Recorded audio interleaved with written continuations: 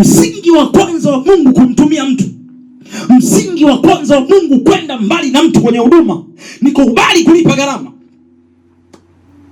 I told you, nikiwa chini ya Askofu Gwajima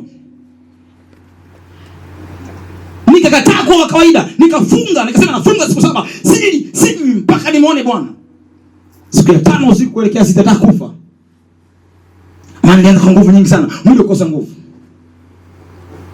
Lakini wiki iliyofuata nilipotangaza kufungua watu, wenzangu wako busy wanang'ang'ana na watu wenye mapepo, mimi nikasema ya kwangu ni vifungo vizito. Kuta mtu mbaba mmoja kapoza kakaa kwenye kiti, wenzangu wanampita, mimi nikasema ni naye, ama anasimama ama nikarudi kwenye saba nyingine za kumtafuta Bwana. Kupatika mkono mzee kasimama, aliyepoza akatembea. Wanashuhudia. But what is that? Kulipa gharama. Yes. Nilikubali kulipa gharama. Unafunga siku ngapi kwenye wiki? Unafunga siku ngapi?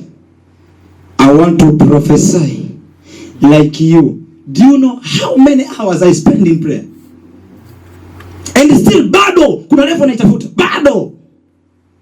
Mwaka umeanza tangu tarehe 5 mwezi wa pili. Tuna mfungo wa siku 40. Tumemaliza juzi. Tarehe ngapi tumemaliza juzi? 14. Tarehe 14 mwezi wa pili. Tumemaliza mfungo wa siku 40. Yet naongea na huyu jamaa. Leo mimi binafsi nimeanza mfungo wa siku 21. Na leo siku ya kwanza. Usitegemee upako unakuja kisembe. You pay the price. You either pay the price ama you don't pay the price. Ni mambo mawili tu kwenye ufalme wa Mungu ili kwenda mbali. Ama unalipa gharama ama unakataa kulipa gharama. Unalipa gharama, unamuona Bwana. Haulipi gharama, nenda kafanye dramas mtandaoni. Kafanye dramas. Lakini sisi tumeamua kumlingana Bwana. Tumeamua kumtafuta Bwana. Tafuta Bwana kingali una nguvu za ujanani. Una nguvu ya kufunga na kuomba. Una uwezo kukata ndimi. Mimi nakupa ushuhuda wa kweli. Tangu mwaka 2024 mwezi wa 10 nilipoanza kukesha usiku kucha naomba. Kuanzia saa 6 usiku mimi nakesha naomba mpaka saa 12 alfajiri nakata ndimi. Tangu pale mpaka leo sijawahi kuumwa hata mafua. Sijawahi kuumwa. And this is testimony. Huyu hapa ni msaidizi wangu Yesu Shirima.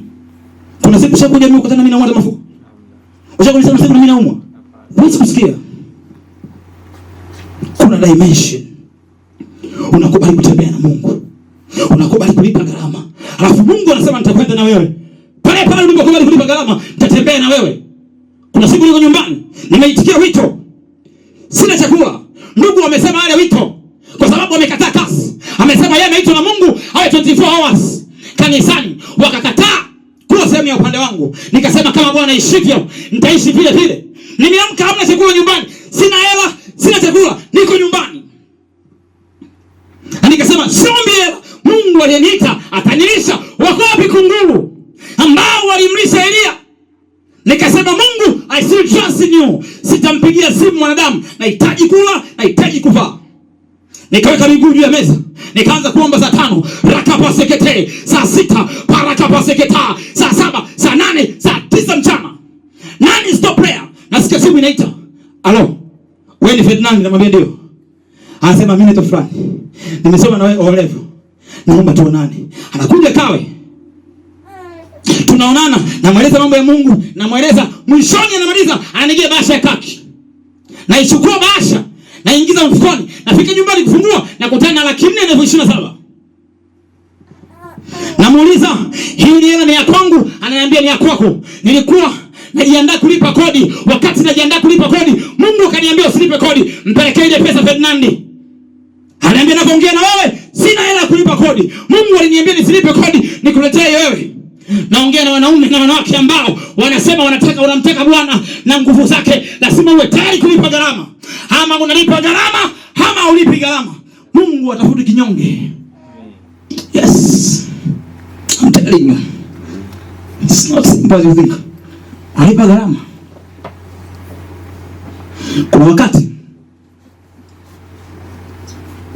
usiku naenda dukani kununua kahawa ili nisilale, nikesha usiku mzima naomba. Naanza maombi saa 7 usiku. Rikopo sakata malaka palekepe saa 8 rakapa sakata saa 9 rikopo sakapa saa 10 alfajiri rikapa sakapa saa 11 rikapa sakapa 12. Ndio Mungu asante. Napumzika sasa, nalala. Alafu unasema unataka kumtumikia Bwana, hautaki kulipa gharama.